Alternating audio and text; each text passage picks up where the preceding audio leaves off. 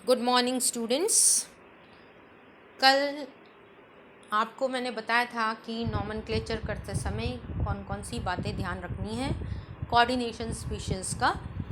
और आज अपन कुछ एग्जांपल्स या पहले कुछ नियम इनके जो हैं कोऑर्डिनेशन स्पीयर का किस तरीके से नॉमेनक्लेचर करेंगे उसके बारे में स्टडी करेंगे। ठीक है। अब जैसे कि मैंने आपको बताया था कि पॉजिटिव पार्ट को पहले करना है। अगर कॉम्प्लेक्स पॉजिटिव है तो पहले नाम कॉम्प्लेक्स का लिखा जाएगा। कॉम्प्लेक्स का नाम किस प्रकार से लिखते हैं? तो सबसे पहले अपन को लिगैंड के नाम लिखने हैं। लिगैंड के नाम आपको पता है, नेगेटिव पॉजिटिव न्यूट्रल लिगैंड्स का किस तरीके से नाम लिखा जाता है या उनके नाम कैसे लिखते हैं। और फिर लास्ट में मेटल एटम का नाम लिखा जाता है। मेटल एटम के नाम के साथ साथ दो चीज़ें आपको ध्यान में रखनी है, वो मैं अभी आपको आगे बताऊंगी कि क्या क्या चीज़ें अपने को मेटल एटम के साथ लिखनी है। सबसे पहले अपन लिगैंड का कैसे करें उसके बारे में अपन डिस्कस करते हैं। तो लिगैंड का चार्ज आप पहले फाइंड आउट करें और उसके अनुसार उसका नाम चेंज अगर होता है, जैसे ओ प्रीफिक्स लगाना है, ईएम प्रीफिक्स लगाना है, तो उस तरीके से आप लिगैंड्स को एक रफ साइड में इसको लिख लीजिए। फिर सेकेंड पॉइंट, जो आपने अगर लिगैंड्स के नाम लिख लिए, जो लिगैंड उस कॉम्प्लेक्स में प्रेजेंट है उनके नाम आप एक साइड में लिख लीजिए। उसके बाद आपको ये देखना है कि ये लिगैंड कितनी बार उपस्थित है। जैसे होल ट्वाइस, NH3 होल 6 इसका मतलब 6 बार, NH3 होल 4 इसका मतलब 4 बार, या Cl2 इसका मतलब 2 बार। तो ऐसे अगर लिगैंड्स कितनी बार उपस्थित हैं तो उन लिगैंड्स के आगे आपको टेट्रा, बाई या डाई, ट्राई, पेंटा, ये आपको उस लिगैंड के नाम के आगे लिख लेना है।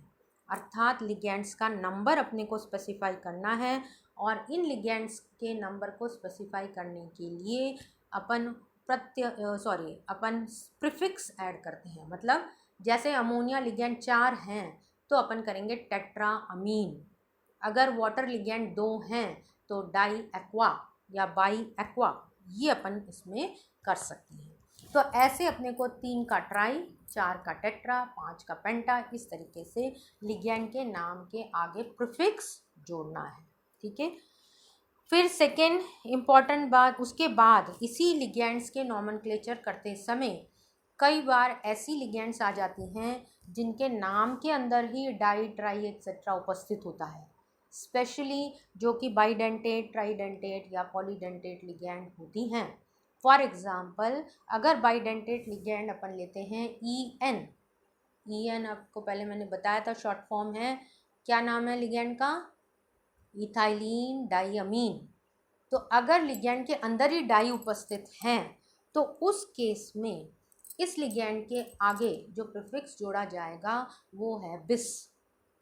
अगर डाई 2 बार उपस्थित है तो, अगर ये 3 बार उपस्थित है, EN होल थ्राइस अगर उपस्थित है तो ट्रिस।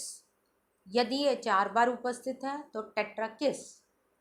इस तरीके से अपन बिस, ट्रिस, टेट्राकिस, पेंटाकिस, हेक्साकिस, इस तरीके से अपन इनका प्रीफिक्स जो है वो चेंज करके लिख देंगे। बाई की जगह या डाई की जगह अपन क्या लिखेंगे? बिस, और ट्राई की जगह अपन ट्रिस। इस तरीके से इनको अपन मेंशन करेंगे। ये ज़्यादातर क्या होता है, जो ऑर्गेनिक लिगेंड्स हैं उनमें पहले से ही बिस, ट्रिस, बाई, डाई, ट्राई ऐसे उपस्थित होता है। तो उस केस में अपन ट्रिस, बिस, टेट्राकिस, इस तरीके से इनका नाम या इस तरीके से अपन इनको प्रीफिक्स जोड़ देंगे।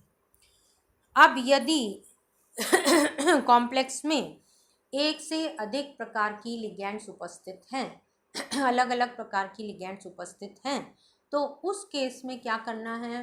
इन लिगैंड्स को अल्फ़ाबेटिकल ऑर्डर में अरेंज करना है, इंग्लिश के अल्फ़ाबेट के अनुसार। जैसे अब मेरे पास मॉलिक्यूल में या कॉम्प्लेक्स में वाटर मॉलिक्यूल भी है H2O और एमीन भी है NH3। तो एमीन तो अपने पास है 4 और H2O जो है वो केवल 2 है। तो H2O का क्या नाम है? एक्वा। और अमीन का क्या नाम है? AMMINE। एमीन NH3 को कहेंगे, ठीक है। अब इस अमीन और एक्वा दोनों ए से शुरू हैं। अब नेक्स्ट लेटर आप देखिए अमीन, अमीन में M आएगा, उसमें AQUA आएगा। तो इसका मतलब अगर दोनों लिगेंड्स उपस्थित हैं तो पहला नाम किसका आएगा, अमीन, और अमीन कितने हैं, 4, तो टेट्रा अमीन। फिर फॉलोड बाय एक्वा, क्योंकि ये बाद में आएगा, डाई एक्वा। तो इस तरीके से अपन अल्फ़ाबेटिकल ऑर्डर में लिगेंड्स को अरेंज करते हैं और फिर उनका नाम लिखते हैं।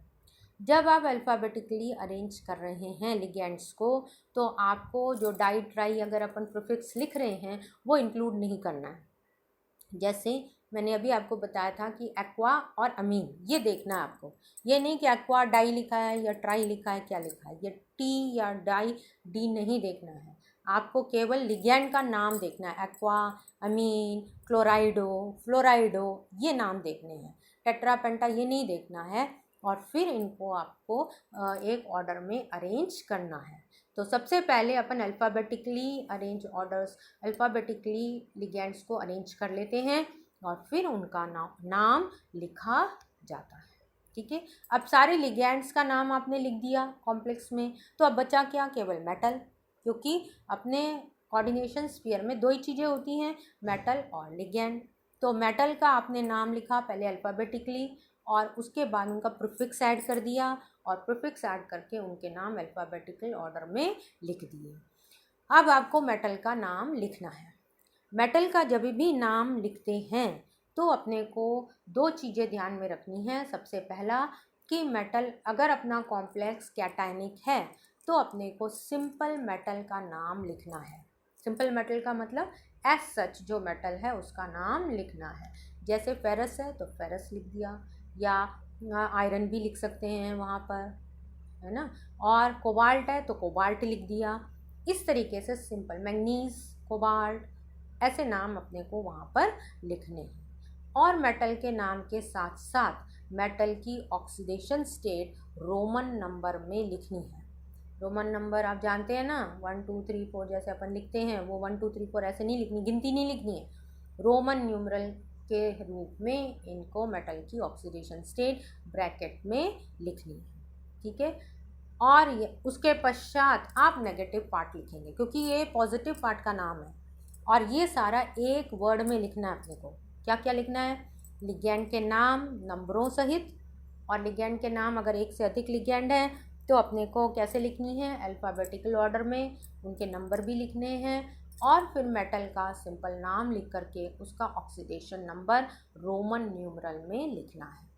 इसके पश्चात थोड़ा सा स्पेस दे करके, मतलब बहुत ज़्यादा ऐसे नहीं देना है, थोड़ा सा एक डॉट सा मतलब स्पेस दे करके, और नेगेटिव जो भी ग्रुप उपस्थित है उसका नाम लिखना है, उसके नंबर नहीं लिखने। ये मैंने आपको पहले भी बताया था कि नंबर नहीं लिखने। एनायनिक कॉम्प्लेक्स यदि उपस्थित है तो आपने पहले ही पॉजिटिव पार्ट का नाम लिख ही दिया है ना, क्योंकि IUPAC नॉमेनक्लेचर के हिसाब से पॉजिटिव पार्ट पहले लिखा जाता है। अपन ने पहले ही पॉजिटिव पार्ट का नाम लिख दिया है। अब आपको, क्योंकि आपका कॉम्प्लेक्स एनायनिक है, नेगेटिवली चार्ज है, तो लिगेंड के नाम वैसे ही लिखने हैं जैसे अपन ने अभी डिस्कस किया था। मेटल का नाम लिखते समय अब 8 प्रत्यय यहाँ पर जोड़ना है। 8 प्रत्यय जोड़ करके फिर उसकी ऑक्सीडेशन स्टेट या ऑक्सीडेशन नंबर जो है वो न्यूमरल नंबर में, रोमन न्यूमरल में ही लिखनी है, जैसे कि आपको पहले बताई थी। तो 8 कहाँ जोड़ेंगे, मेटल के नाम के साथ। जैसे Cr है, अगर क्रोमेट है तो क्रोमेट हो गया, क्रोमियम मेटल यदि उपस्थित है तो क्रोमेट, कोबाल्ट यदि उपस्थित है तो कोबाल्टेट, 8 जोड़ दिया इसलिए, और फिर ऑक्सीडेशन स्टेट मेटल की अपन ने लिख दी। अब ये एनायनिक कॉम्प्लेक्स का एग्जाम्पल मैंने लिया है K4FeCN6, ये बहुत कॉमन एग्जाम्पल है इसलिए आपको समझाने के लिए। तो यहाँ पर आप पहले इसको 2 भागों में विभाजित करिए। पहला पार्ट है K, आपको एकदम देखते ही याद आ जाना चाहिए कि K है, इसका मतलब ये पॉजिटिव पार्ट है क्योंकि पहले लिखा हुआ है, और सेकेंड जो पार्ट है वो नेगेटिव पार्ट है क्योंकि ये बाद में लिखा गया है। तो K प्लस और FeCN6 माइनस, अब कितने माइनस हैं, जितने K प्लस हैं ये लिखे हैं यहाँ पर उतना वहाँ पर -4 आ गया। तो आपका कॉम्प्लेक्स बन गया FeCN6-4। ये आपका कॉम्प्लेक्स यहाँ पर बन जाता है।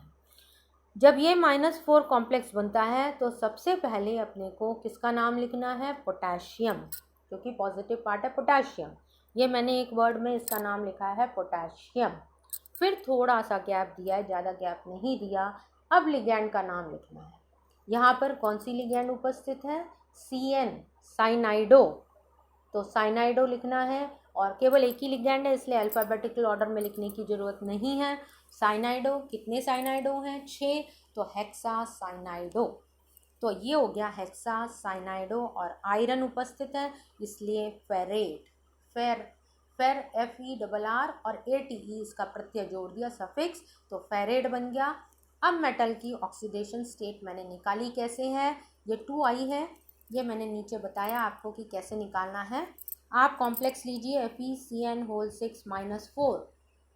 अब Fe की ऑक्सीडेशन स्टेट X है, साइनाइडो की -6 हो गई, एक साइनाइड की CN-, तो 6 की कितनी हो जाएगी? -6। और पूरे कॉम्प्लेक्स पर क्या आवेश है? -4। तो ये -4 = हो गया X किसके बराबर हो गया? -4 + 6 विच इज़ इक्वल टू +2। इसलिए अपन ने यहाँ पर जो ऑक्सीडेशन स्टेट लिखी है वो 2 रोमन न्यूमरल में लिखी है। तो पूरा नाम कॉम्प्लेक्स का क्या हो गया? Potassium hexa cyanido ferrate 2। ये एनायनिक कॉम्प्लेक्स है, इसलिए इसका नाम इस तरीके से लिखा जाता है।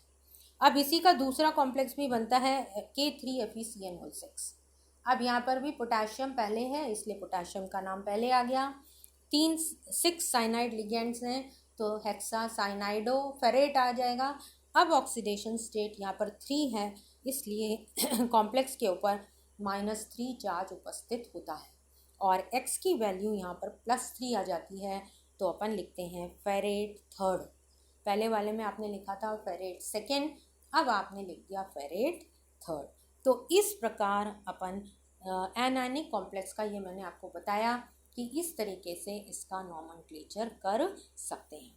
पॉजिटिव कॉम्प्लेक्स का मैंने इससे पहले आपको बताया था कि पहले कॉम्प्लेक्स का नाम आएगा और फिर नेगेटिव पार्ट का नाम आएगा। यहाँ पर भी मेटल के साथ आपको ऑक्सीडेशन स्टेट लिखनी है, और वो ऑक्सीडेशन स्टेट रोमन न्यूमरल में ही लिखनी होती है।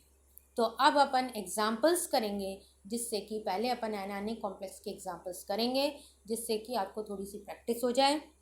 उसके बाद कैटायनिक, न्यूट्रल और फिर मिक्स टाइप ऑफ कॉम्प्लेक्सेस का नॉमेनक्लेचर